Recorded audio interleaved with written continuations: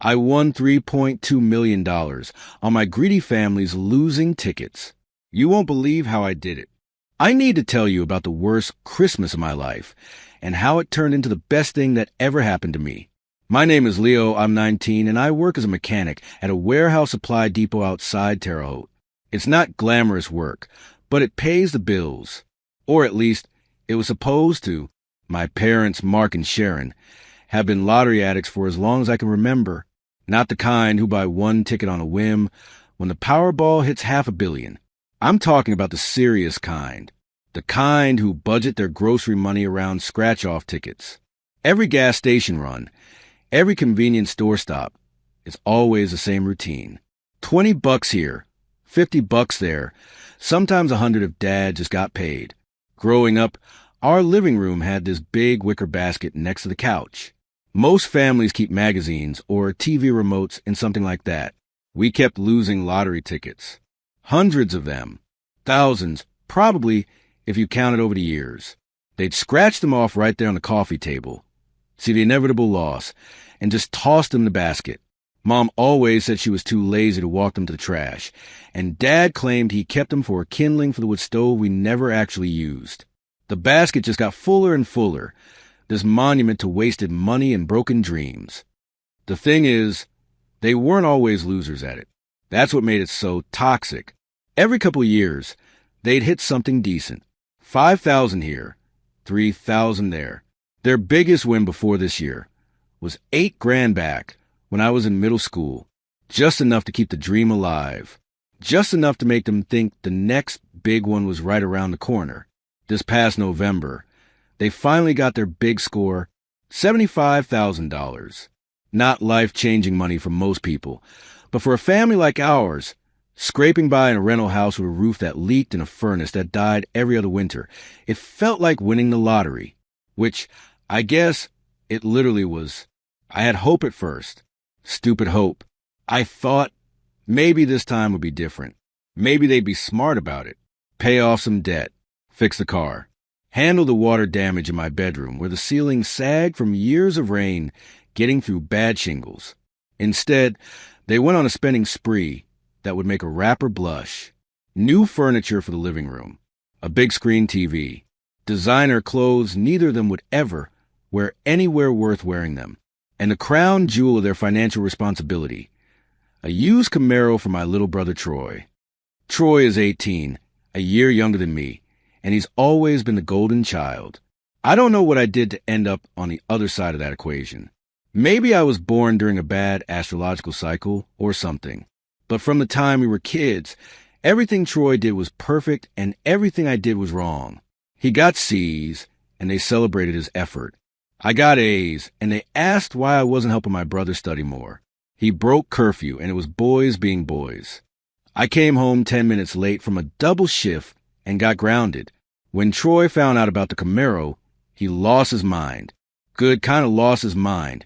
Jumping around, hugging Mom and Dad like they'd just given him a kidney. It was a 2015 model, black with racing stripes. Not exactly new, but definitely impressive for a kid who'd never worked a day in his life. Me? I was driving a 2005 Honda Civic with a cracked windshield and a transmission that sounded like a cement mixer full of rocks. I bought it myself with money from my job. No help from the parents. The thing barely ran, but was mine, and I was proud of that fact even when it left me stranded on the side of Route 41 in the middle of winter. 2 days before Christmas, I made a mistake. I opened my mouth. I came home from work, grease under my fingernails and my back aching from loading truck springs all day, and found them in the living room surrounded by shopping bags. More stuff. More useless stuff. Troy was showing off some expensive sneakers, the kind that cost $300 and exist solely so teenagers can feel superior to each other. I asked, as respectfully as I could, if they'd thought about helping me get my car fixed. The transmission was slipping bad, and I was worried I'd lose my job if I couldn't make it to work reliably. I mentioned the leak in my bedroom, how I'd been sleeping with a bucket next to my bed to catch the drips. I wasn't asking for a Camaro. I just wanted basic repairs. Maybe $1,000 total. The temperature in the room dropped like I'd suggested they join a cult. Mom's face went tight. Dad's jaw clenched. And Troy, sweet Troy, he just smirked. That smirk that said he knew what was coming and he was going to enjoy it. Dad told me I was being a hater. That exact word. Hater. Like I was some internet troll instead of his son asking for help with basic living conditions. Mom chimed in that I was trying to ruin Troy's Christmas, that I was jealous, that I'd always been the negative one in the family. I should have kept my mouth shut after that, but I was tired and frustrated, and I just worked 16 hours straight. I said something about how maybe blowing through $75,000 in 3 weeks wasn't the smartest financial move. I suggested that winning the lottery once didn't mean you'd win again, and maybe they should think about the future. That's when Dad's face went red. He told me if I was so smart with money, maybe I should move out and see how I like paying my own bills. Mom nodded along like he'd said something profound instead of cruel.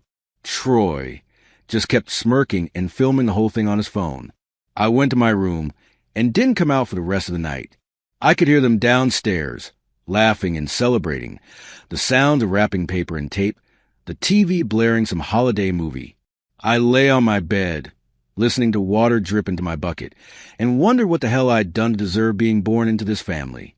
Christmas morning, I woke up to Troy pounding on my door, yelling that it was present time. I hadn't slept well. My room was cold. The heat in the house was never great, and my bedroom was the worst of it, but Dad refused to pay for better insulation or a space heater. Said it built character. I got dressed and headed downstairs. The living room looked like a department store had exploded. Presents everywhere. A new artificial tree with lights that probably cost more than my monthly rent would be if I had my own place. The smell of cinnamon rolls baking, which was Mom's one reliable tradition. Troy was already there in his new designer pajamas, practically vibrating with excitement. Mom and Dad sat on their new leather couch, the one that replaced the perfectly fine old couch we'd had for 10 years. They had their coffee in new mugs. Everything new, everything expensive, everything temporary. Dad made a big show of handing Troy a small box. Troy opened it with shaking hands and pulled out car keys. The Camaro keys. He'd known about the car for weeks, but they'd made him wait until Christmas morning to officially get the keys. He screamed, literally screamed like he'd won the Super Bowl. Hugged Mom and Dad. Took a million photos. Then they turned to me. Mom picked up something small from under the tree and tossed it in my direction. I caught it. A keychain. One of those cheap gas station keychains with a bottle opener on it. The price sticker was still on the back. $3.99.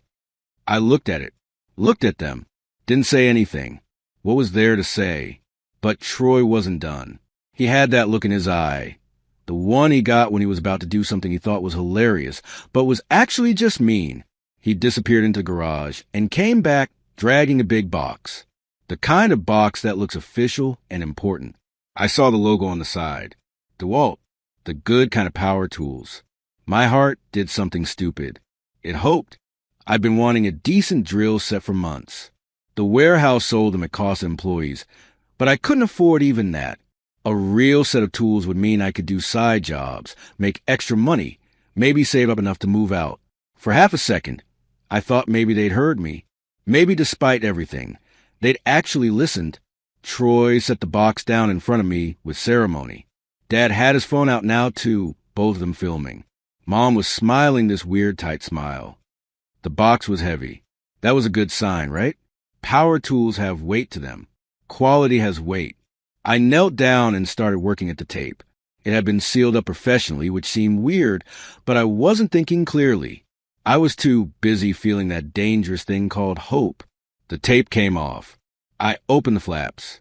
The first thing I saw was a brick. An actual red clay brick. The kind you build houses with.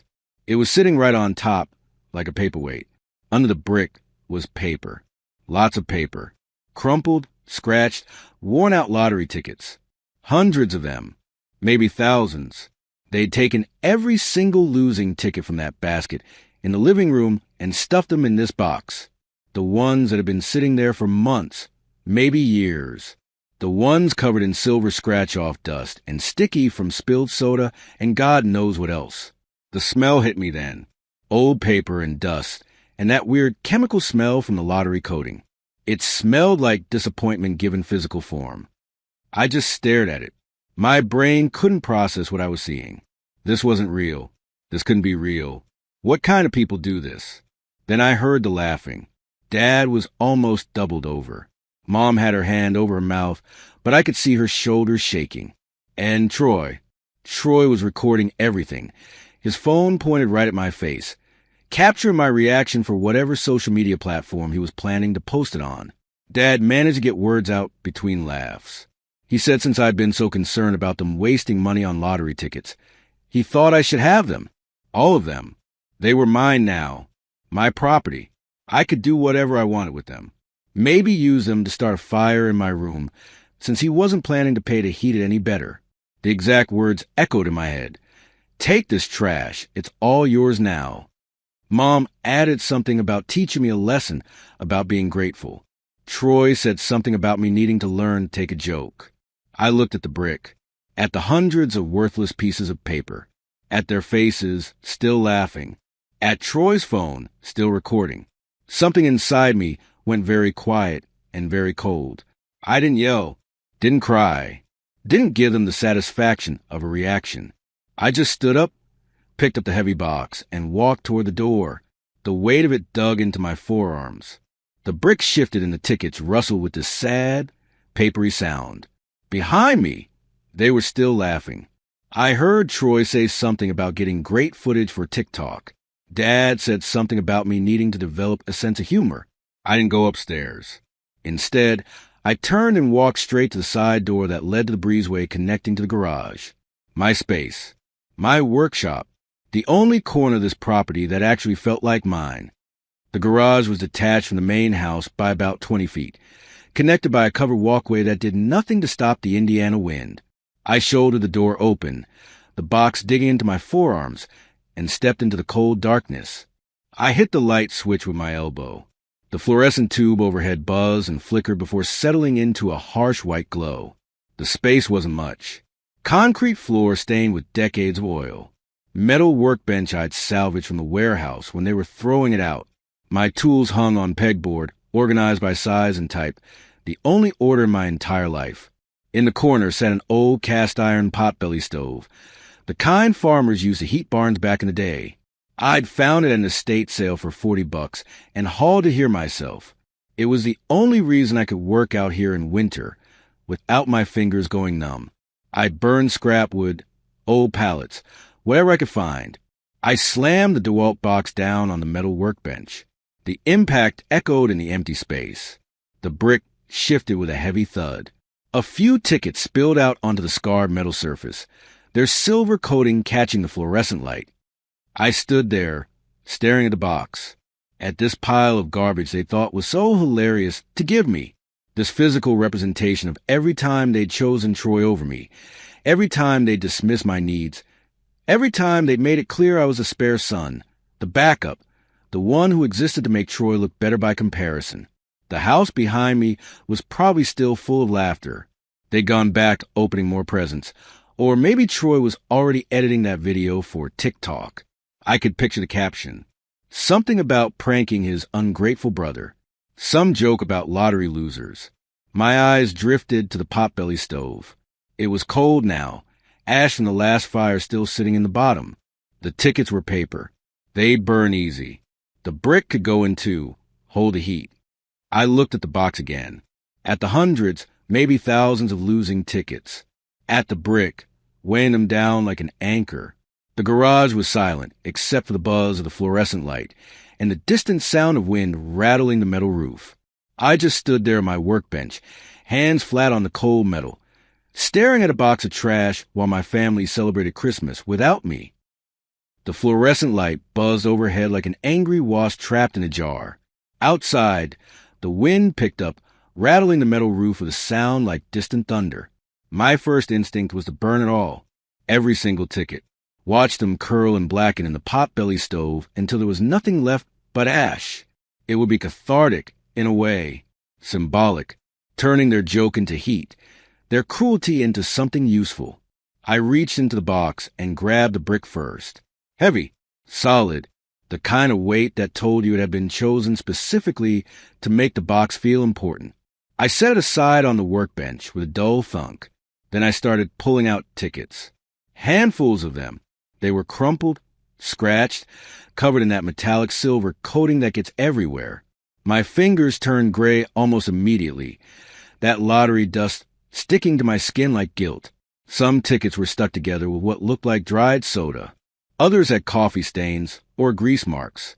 Years of accumulated hope and disappointment, all compressed into this cardboard box. I grabbed another handful and was about to chuck them into the stove when something caught my eye. A ticket near the top of the pile had flipped over, showing its backside.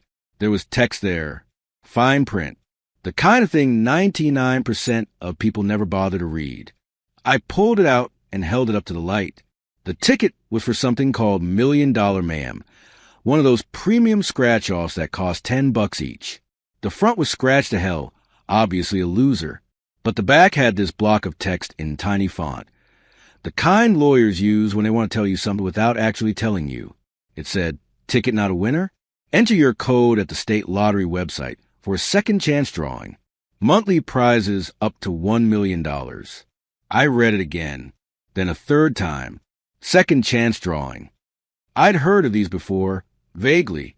The kind of thing that gets mentioned in commercials nobody pays attention to. But I'd never actually thought about what it meant.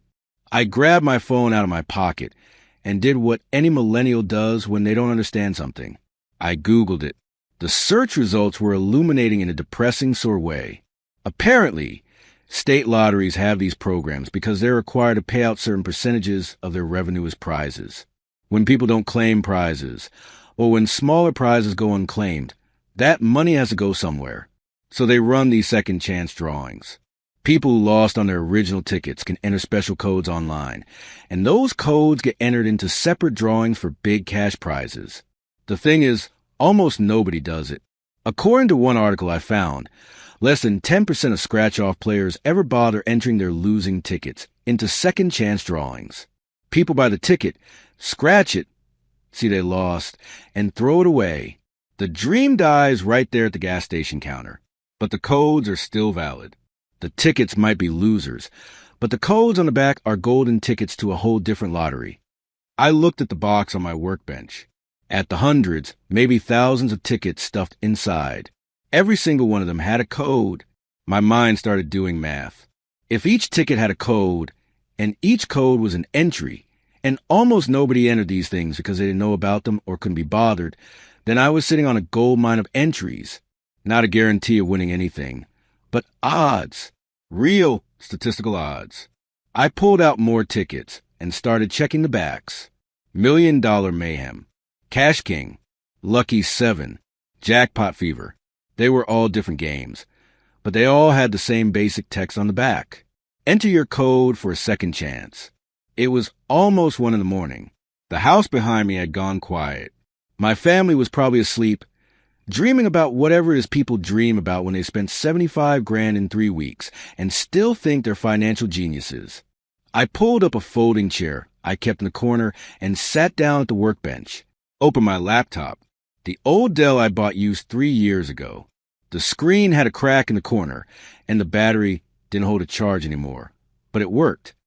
I found the state lottery website and clicked on the Second Chance Games tab. It asked me to create an account. Name, email address, phone number, date of birth, social security number for tax purposes if I won anything over $600. I filled it all out. Used my real information. My name, my email, not theirs, mine. The website asked if I wanted to accept terms and conditions. I clicked yes without reading them because nobody actually reads those things. Then it took me to a dashboard where I could enter codes. Each code was 16 characters, a mix of numbers and letters. I had to type them manually. There was no scanner, no shortcut, just a text box and a submit button. I grabbed the first ticket from the pile and flipped it over. Found the code printed in small text along the bottom edge. Typed it in. Hit submit. The screen flickered. A message popped up. Code accepted. You have been entered into the next drawing for $1 Million Mayhem. Drawing date, January 15th. One down. I grabbed another ticket, smoothed it out. The paper was wrinkled and some of the coating had flaked off, but the code was readable. 16 more characters. Submit. Code accepted. Two down. Another ticket. This one was torn in half, but both halves were in the box and the code was intact. 16 characters. Submit. Accepted. Three down. I settled into a rhythm. Grab ticket. Smooth it out. Find the code. Type carefully. Submit. Wait for confirmation. Grab the next ticket. The clock on my laptop said 1:15, then 1:30, then 2. My fingers started to ache. That metallic dust was everywhere now. On my hands, on the keyboard, probably on my face from when I rubbed my eyes. My back hurt from hunching over the laptop. The garage was freezing and my breath came out in little clouds. But I kept going. Some tickets were easy. The codes were printed clearly and the paper was in good shape. Others were nightmares. Coffee stains obscuring letters. Tears right through the middle of codes. Some so crumpled, I had to use a straight edge to flatten them enough to read the numbers. I made mistakes. Typed A B instead of an 8. Put a 0 where there should have been an O. The website would reject the code, and I'd have to squint at the ticket again. Figure out what I'd misread. Try again. For the morning came and went. I'd entered maybe 200 codes. My eyes burned. My fingers were stained black. The pile of entered tickets on my left was growing. The pile of unprocessed tickets on my right was still substantial. I thought about stopping, getting a few hours of sleep, coming back to it later. But something kept me going.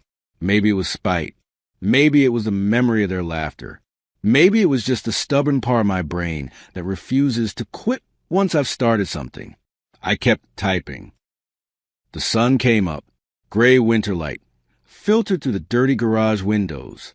I could hear birds outside, the first signs of life in the neighborhood. Someone's car started. A dog barked. I was still typing codes. The pile on the right got smaller. The pile on the left got bigger. My laptop battery died, and I had to plug it in. The power cord barely reached the outlet, so I had to shift my whole setup 6 inches to the left. Around 7 in the morning, I heard the house door open. Footsteps. My dad, probably getting coffee before work. Or Troy, though Troy never got up before noon, if he could help it. I froze, fingers hovering over the keyboard. Listened. The footsteps went to the kitchen. I heard the coffee maker start, then footsteps heading upstairs. A door closing. I exhaled and went back to typing. By 9 in the morning, I'd entered every single code. 473 tickets. 473 entries spread across maybe 15 different games. My account dashboard showed them all. Little digital entries into drawings happening over the next 3 months. I closed the laptop, looked at the pile of processed tickets. They were worthless now. The codes had been used. They were just paper again, trash with extra steps. I should have felt tired. I'd been up for 26 hours straight, but I was wired, running on coffee I'd made from the garage's ancient coffee maker and pure adrenaline.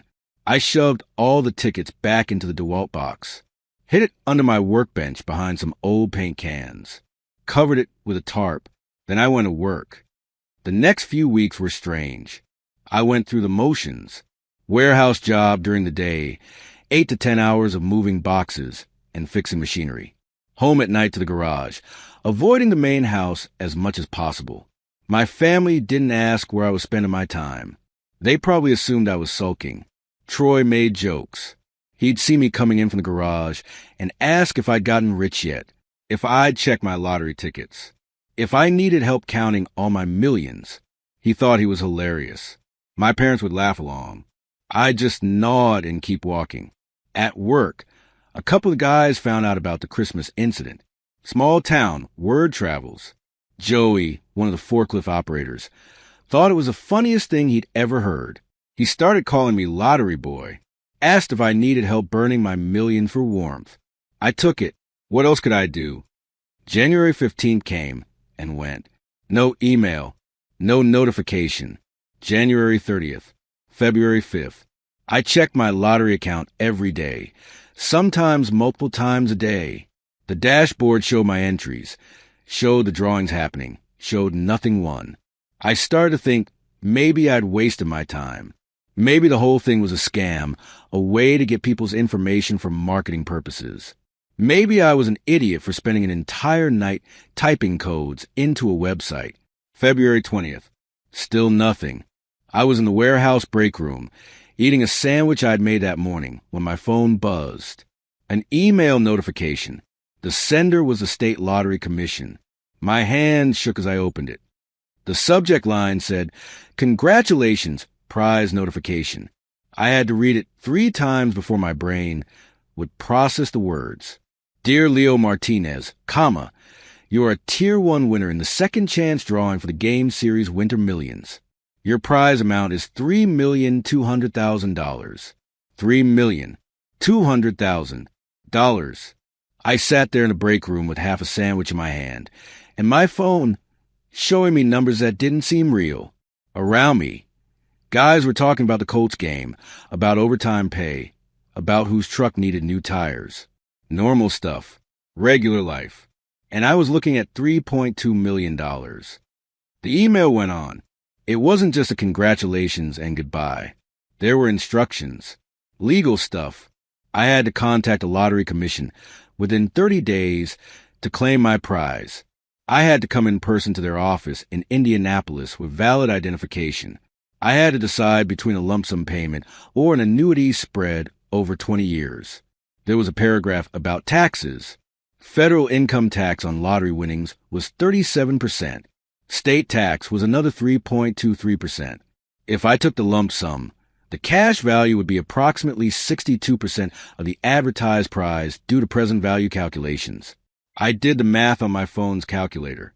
62% of 3.2 million was 1.984 million, minus 40% for taxes.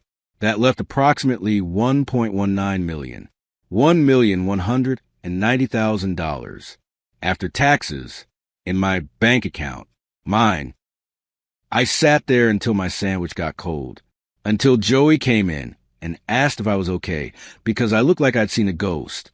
I told him I was fine, just tired. He shrugged and went back to work. I read the email again, then again, looking for the catch. The fine print that would say it was a mistake or a scam or conditional on something impossible.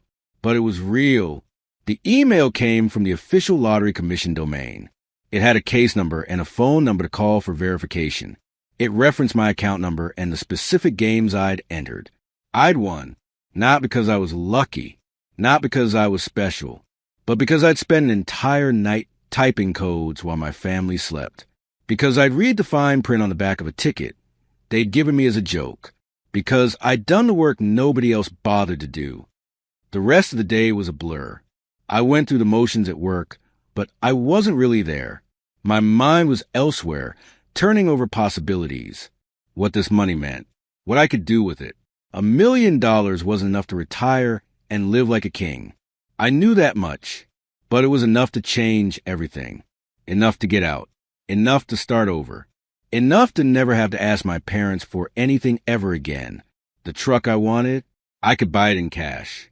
The apartment I'd looked at online, the one with heat that actually worked and a landlord who fixed things, I could put down first, last, and security without blinking.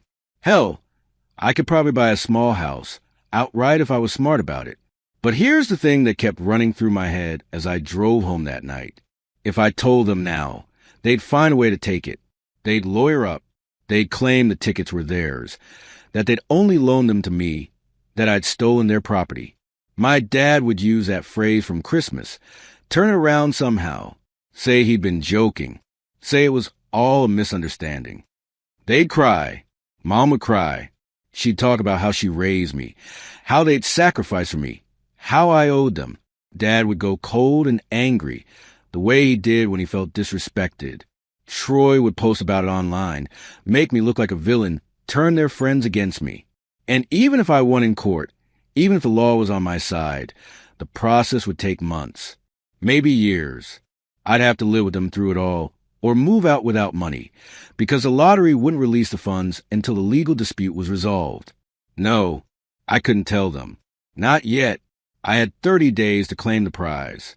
In that time, I needed to be smart, strategic. I needed to get my ducks in a row. As my grandfather used to say, get a lawyer. Maybe open a bank account they didn't know about. Figure out what the legal implications were of them giving me those tickets. I needed to be quiet and careful and patient. I pulled into the driveway. The house lights were on. I could see Troy through the living room window, playing video games on the big TV. My parents were probably in the kitchen, making dinner. Normal evening. Regular life. I sat in my car for a long time, engine idling, heat blowing, staring at that house.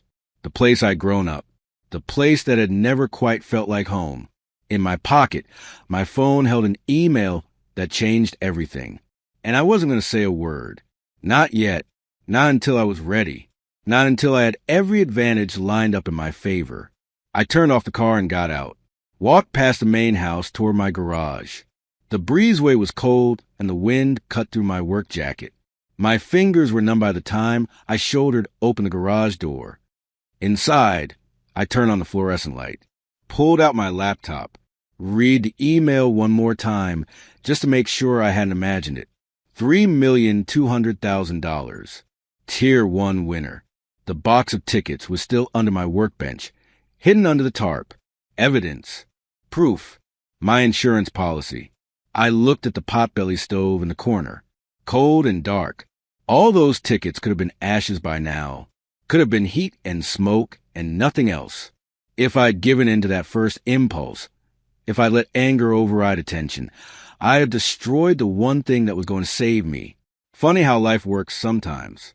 How the worst thing that ever happened to you can turn into the best thing. How garbage can turn into gold if you're willing to look close enough. I closed the laptop and sat there in the cold garage, my breath making little clouds in the air. 30 days to claim the prize. 30 days to plan my exit. 30 days to stay quiet while my family treated me like I was nothing. I could do 30 days standing on my head. And then I was gone. The next morning, I called in sick to work. First time in 2 years. My supervisor sounded surprised but didn't push back. I told him I had the flu, which wasn't entirely a lie. My stomach had been doing somersaults since I got that email. I got in my dying Honda at 6 in the morning and started the 2-hour drive to Indianapolis. The transmission whined the whole way, threatening to give up completely somewhere around Greenwood, but it held together. One last favor from a car that had never done me any favors before. The Lottery Commission office was in a nondescript government building downtown. Gray concrete, security guards. The kind of place that processes dreams and destroys them in equal measure. I had my driver's license, social security card, and a printout of the email. My hand shook as I walked through the metal detector. The claims process took 4 hours. They verified my identity 3 different ways, had me sign documents in front of a notary, explained my options for the 100th time, lump sum or annuity. I chose lump sum. I wanted the money now, wanted control of it, wanted to be able to disappear if I needed to. They took my photo, made me hold one of those oversized checks for their records, though they assured me nobody would see it unless I gave permission. I looked like I was being held hostage in that photo. Pale, exhausted, terrified. A woman in a business suit who introduced herself as a financial counselor gave me a lecture about lottery winners who go broke within 5 years. She had statistics, horror stories.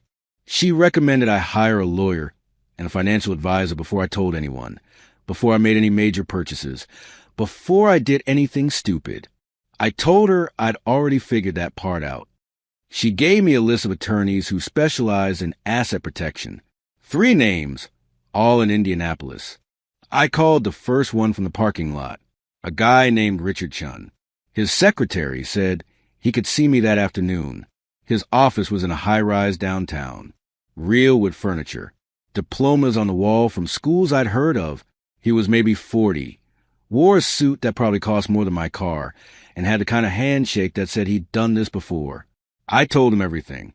The Christmas gift, the tickets, the codes, the email, my family situation.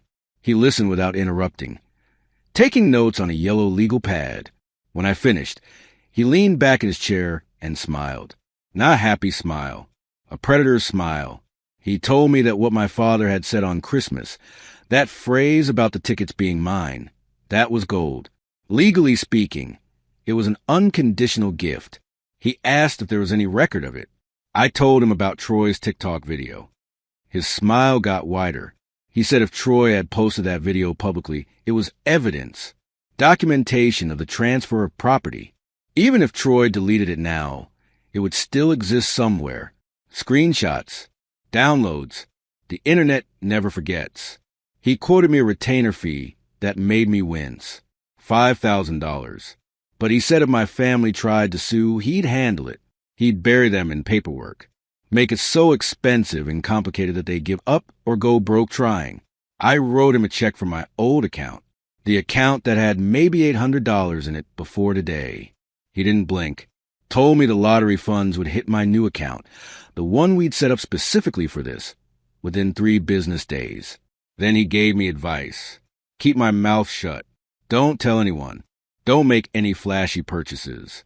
Live normal for as long as possible. When the money came through, move it into investments.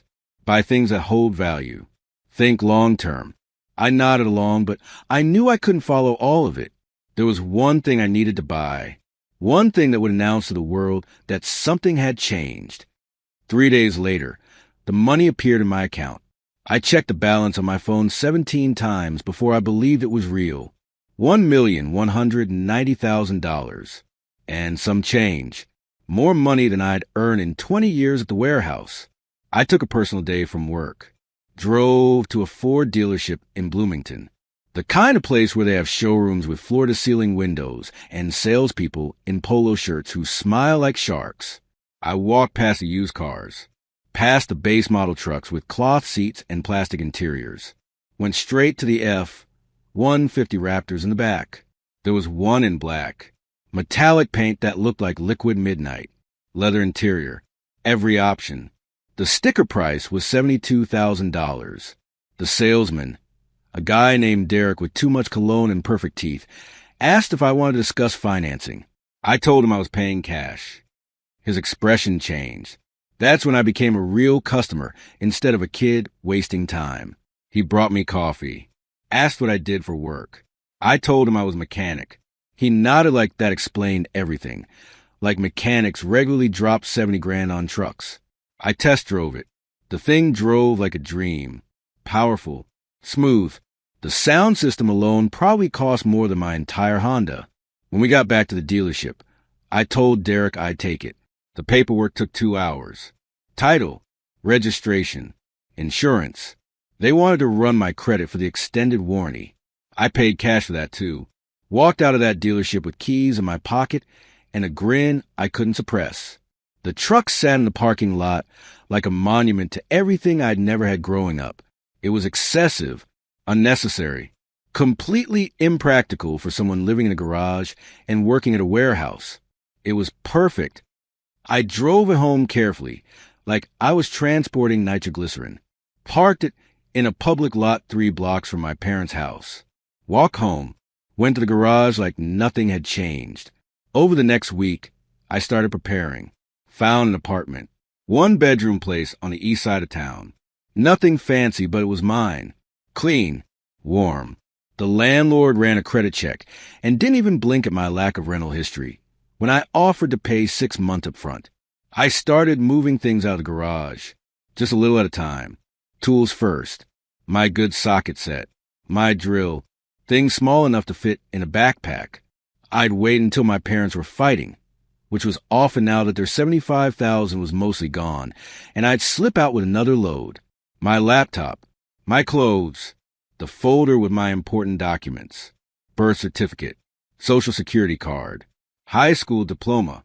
I was careful, methodical, but I got cocky. It was a Tuesday afternoon. I'd taken a half day from work. Told him I had a dentist appointment. I just picked up my truck from the lot and was heading to my new apartment with a load of boxes when I saw him, Troy, walking down Main Street with 2 of his friends. His Camaro was nowhere in sight, probably out of gas money, or in the shop, or repossessed. The golden child's chariot had lost its shine. He looked up just as I was getting out of my truck. Saw me in new Carhartt work pants and Timberland boots. Saw the F-150 Raptor behind me, black and gleaming in the afternoon sun. His face went through about 5 different expressions in 2 seconds. Confusion, recognition, shock, and then something ugly, jealousy mixed with rage. I saw him pull out his phone, saw the camera flash. He was taking pictures. I got back in the truck and drove away, but the damage was done. He'd seen, he knew, and there was no way he'd keep his mouth shut.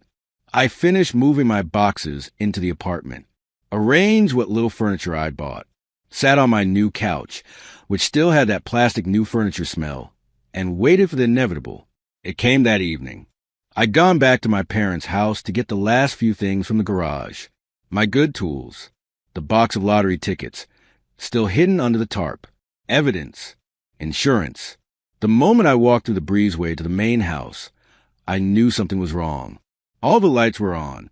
I could hear voices, loud voices. I opened the door to the kitchen, and they were all there.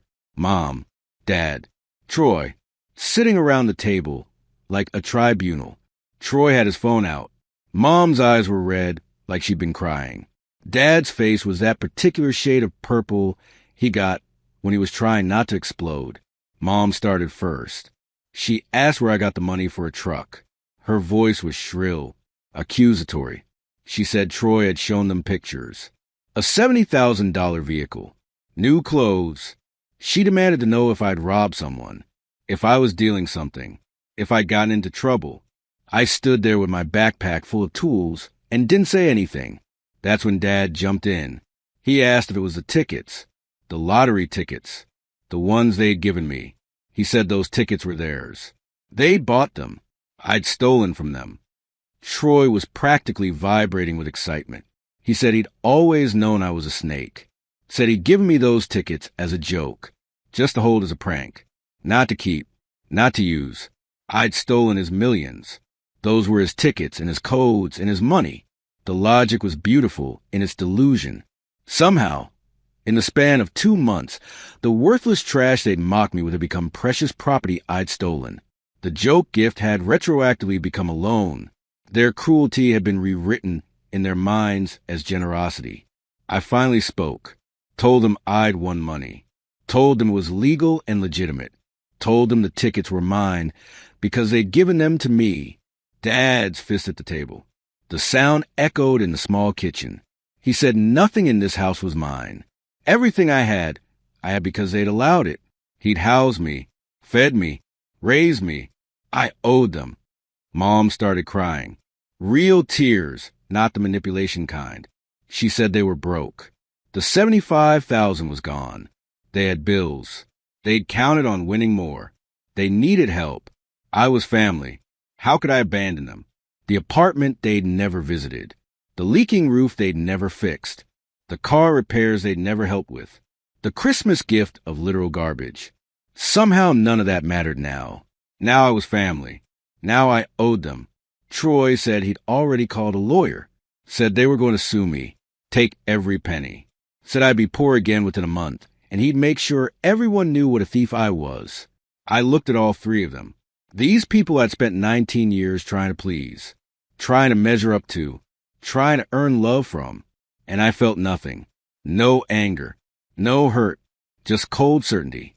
I told them they could try, that I had a lawyer too, that I had evidence, that everything was legal and documented, and there wasn't a court in the world that would side with them.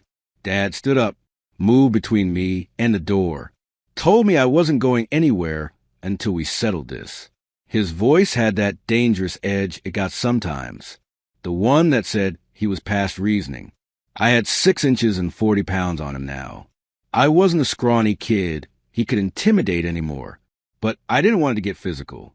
Didn't want to give them any ammunition for their inevitable lawsuit. I told him he could either move or I'd call the police. His choice. He told me if I walked out that door, I was never welcome back, that I was dead to them, that they'd take me to court and destroy me. I said that was his right. Then I walked past him. He didn't stop me, just stood there, shaking with rage, while I went back to the breezeway to the garage one last time. I grabbed the DeWalt box from under the workbench, the box of tickets, my evidence, hefted it under one arm, looked around at the garage one last time, the workbench, the potbelly stove, the space that had been more home to me than the house ever was. Then I left, walked to my truck 3 blocks away, put the box in the passenger seat, drove to my apartment, my real home. Behind me, my phone started buzzing. Text messages, voicemails. But I didn't look, didn't care. They sued me 3 weeks later. The lawsuit was everything Richard Chun had predicted. They claimed conversion of property, fraud, unjust enrichment. They'd found a lawyer willing to take the case on contingency, probably someone who thought he could bully a 19-year-old kid into settling. They claimed they'd asked me to check the tickets for them, to enter the codes as a favor. They said they'd never given them to me as a gift. The whole Christmas thing had been misunderstood. They were the real winners. I was just holding their property. They demanded the full prize amount, $3.2 million, plus damages, plus legal fees. The court date was set for April, 2 months away. 2 months of waiting while they spread rumors around town, told everyone who'd listen that I'd stolen from my family, that I was a con artist, a snake. Some people believed them. Small towns are like that, but some people knew better, knew what kind of parents they were, knew about Troy's Camaro and the $75,000 spent in 3 weeks. Joey from work took me out for beers, told me half the warehouse was rooting for me, said the smart money was on me keeping every penny. April came. The courthouse was the same one where I got my driver's license renewed the year before. Old building, high ceilings, that specific smell of bureaucracy and floor polish. Richard Chin met me in the hallway. He was in a different suit, this one darker. He had a briefcase that looked like it cost more than my old car. He looked confident, relaxed, like this was just another Tuesday. He told me not to worry, said we had this. He'd reviewed Troy's TikTok video, had screenshots, had timestamps, had witnesses willing to testify about my family's reputation. My parents and Troy arrived with their lawyer, a guy named Patterson, who looked like a bulldog in a cheap suit. He kept glaring at me, trying to intimidate me. It didn't work. We filed into the courtroom. The judge was a woman in her 50s named Marshall. She had gray hair pulled back tight, and the kind of face that suggested she'd seen every scam and lie there was. Patterson went first, laid out their case, painted me as a troubled kid who'd taken advantage of his generous family, said the tickets had been a loan, a mistake, that I'd betrayed their trust. He showed photos of my truck, my apartment, made it sound like I was living large while my family suffered. He had Mom on the stand. She cried on cue, talked about how they'd struggled, how they'd won $75,000 and tried to help both their sons, how they'd trusted me. She said they'd asked me to check the tickets because I was good with computers, that they'd never intended for me to keep them, that the whole Christmas thing had been a misunderstanding. Dad testified next, backed up her story, said they'd only wanted to teach me responsibility, let me help out. They'd never imagined I'd steal from them. Troy went last. He was convincing, I'll give him that, played the hurt brother, said he'd trusted me, that the tickets were his idea, his prank that went wrong. He just wanted me to laugh, not to rob him. Patterson rested his case, asked for full restitution plus damages, $3.2 million plus legal fees and emotional distress. Then it was our turn. Richard Chin stood up. He didn't look angry or aggressive. He looked calm, clinical, like a surgeon preparing for a routine procedure. He asked my parents one question. Had they given me those tickets unconditionally? Had they said the tickets were mine to keep? They both said no. Absolutely not. Never. It had been a misunderstanding. Chin nodded, said he had evidence to the contrary, asked the judge for permission to show a video. The bailiff set up a laptop, connected it to the courtroom's display screen. The lights dimmed slightly, and there it was, Troy's TikTok video, the one he'd filmed on Christmas, the one he'd posted publicly before deleting it. The one Chen had found cached on 3 different websites. The video showed everything. Me opening the box, the brick, the tickets, my face as I realized what they'd done. And then, crystal clear, my father's voice, laughing, saying the tickets were mine. All mine. Trash I could burn or keep, or do whatever I wanted with, telling me to take it all. Troy's laugh on the audio. Mom's voice in the background, saying something about teaching me a lesson. The video ended. The lights came back up. The courtroom was silent, dead silent. Even Patterson looked sick. Judge Marshall stared at my parents. Her expression hadn't changed, but something in her eyes had gone cold. She asked my parents if they'd like to revise their testimony. Reminded them they were under oath. Dad tried to explain. Said it was a joke. They were kidding. He hadn't meant it literally. The judge cut him off. Told him she'd heard enough. Asked Chun if he had anything else. Chun presented the Lottery Commission's records. Showed that I'd registered the account in my name. Entered the code myself. Won the prize legally. Everything documented. Everything legitimate. He presented screenshots from Troy's social media. Posts from December bragging about the prank they'd pulled on his loser brother. Posts that had been deleted, but not soon enough. He presented testimony from neighbors, from my employer, from people who'd known my family for years. Character witnesses who painted a picture of parents who'd favored one son over another for as long as anyone could remember. Judge Marshall listened to it all. Then she called a 15-minute recess. We waited in the hallway. I sat on a bench while she made phone calls. My parents and Troy huddled with Patterson at the other end. Nobody made eye contact. When we went back in, the judge had her decision ready. She said the evidence was clear. The tickets had been given to me as a gift, an unconditional gift. My father's words in the video were unambiguous. The tickets were mine to do with as I pleased. She said that just because I'd found value in something they considered worthless didn't mean I'd stolen from them. That the law didn't protect people from their own poor judgment or from giving away something that turned out to be valuable. She used a phrase that stuck with me. Said they considered it trash until it turned to gold. Said the law didn't allow people to reclaim gifts just because those gifts became valuable after transfer. She cited cases, precedents, used terms like unconditional gift and abandonment of property. Said even if they'd meant it as a joke, the legal effect was the same. They'd given up ownership. She dismissed the case with prejudice, which meant they couldn't refile, couldn't try again. It was over. Then, and this was the best part, she ordered them to pay my legal fees. Said filing a frivolous lawsuit based on perjured testimony was an abuse of the court's time. Richard Chen's fees were substantial, $20,000 plus costs. My parents would be paying me to beat them. The gavel came down. The sound echoed in that courtroom like thunder, like the closing of a door, like freedom. Patterson gathered his papers quickly, whispered something to my parents. They looked shell-shocked. Troy looked like he might throw up. I stood up, shook Chen's hand. He told me congratulations. Said he'd rarely seen a case so clear-cut. Said my father's video had been the best evidence he'd worked with in years. We walked out of the courthouse together. Left my family sitting there in the ruins of their lawsuit and their lies. Outside, it was a beautiful spring day. Sun shining. Birds singing. The kind of day that makes you believe in new beginnings. I got in my truck. The black F-150 that started this whole mess. Chen got in his Mercedes. We drove away in opposite directions. I didn't go home right away. Just drove for a while. Through town. Past the high school. Past the warehouse where I'd worked. Past the gas station where my parents had bought all those lottery tickets over the years. Past their house. I slowed down as I drove by.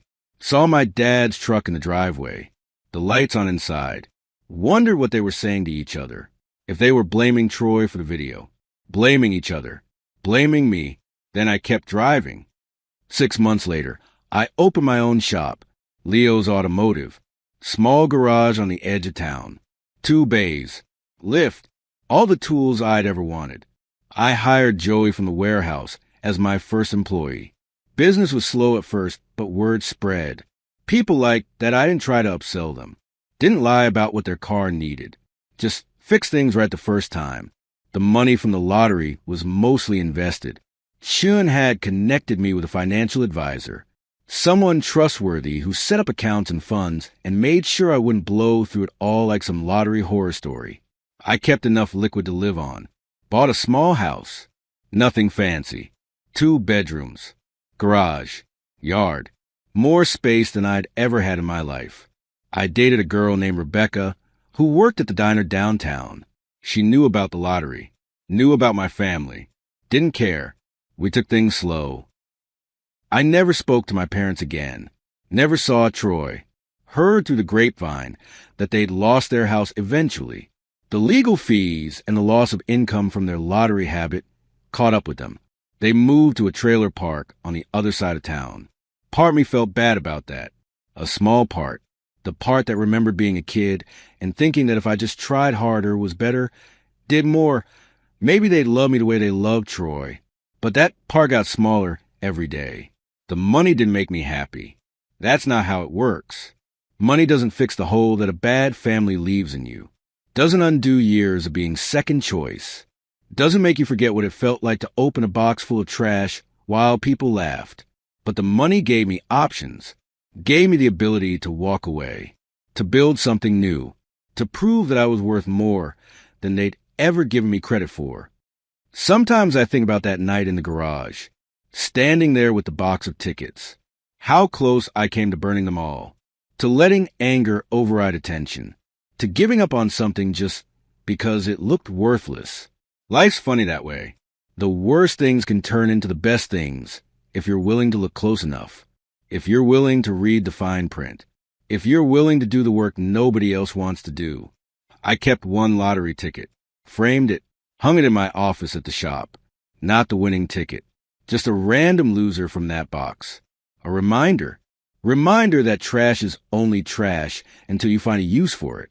That other people's judgment doesn't define value.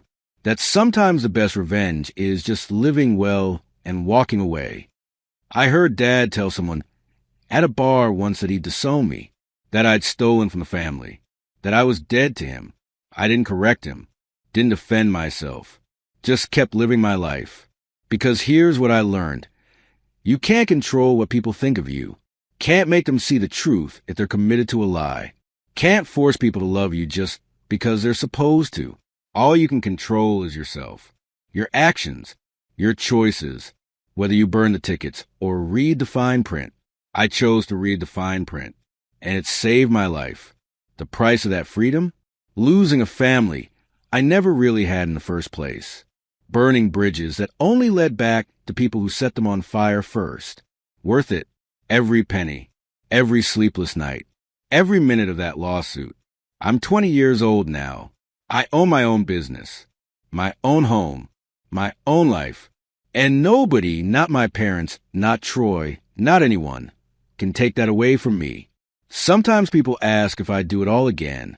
If I'd take the tickets knowing what was coming. The lawsuit. The betrayal. The loss of my family. I tell them yes. Every time. Without hesitation. Because I didn't lose my family that Christmas. I just finally saw them clearly. Saw what they'd always been. And the lottery didn't change me. It just gave me the resources to leave. That's the real win. Not the money. The freedom. The ability to look at my reflection in the mirror every morning and know I earned everything I have.